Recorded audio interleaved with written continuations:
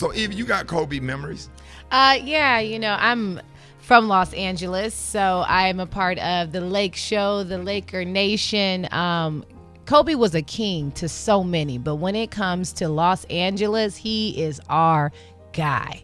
Right. And growing up, I remember I went to a school called Washington High School, and the neighboring community college was Southwest Community College. And this was way before the Staples Center. And Kobe could have went down and played at the Forum, but he would come and practice at Southwest Community College and leave it open for the kids in the community. And, we kids that didn't come up with much and didn't have much, didn't see much. But he would leave the doors open and let us come in there and watch them practice. And when I tell you he practiced, the only rule was do not interrupt him. Besides from that, you can come in and you can watch him practice, and it was just extraordinary. He was an amazing ball player. He was an amazing leader, and he is going to be so missed. Yeah, absolutely. Special K, you was thinking what?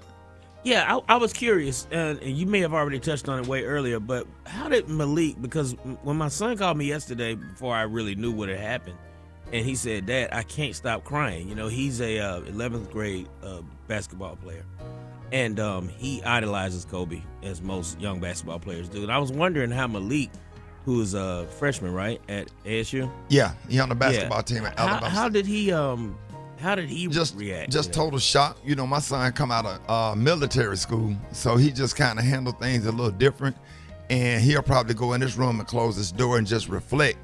Or whatever, he was just like, just shock. It was just shock for him. He didn't cry. If he did, he did it. He didn't do it while I was on the phone. But I texted him yesterday again, after talk, because I was sitting there watching the news when CNN first reported. Because I called my son before it made it to CNN or MSNBC. At that point, it was just TMZ. Yeah. And then all of a sudden, I had my son on speakerphone. I'm standing in front of the TV. And my son idolized Kobe Bryant too. And he was just in shock, like, yo, so, oh man, he was just kind of quiet.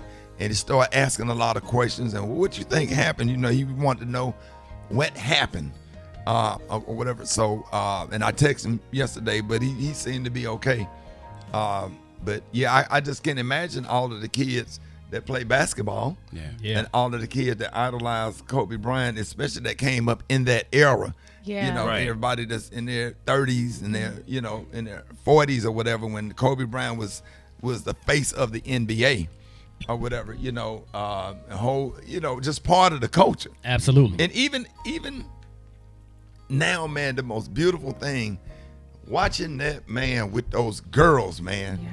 Watching that man, that video that we all made light of him sitting there, talking to his daughter, and people made memes about it, that was light and, it was funny. Said this is somebody trying to explain jive, how to talk jive in Charleston or whatever. Right.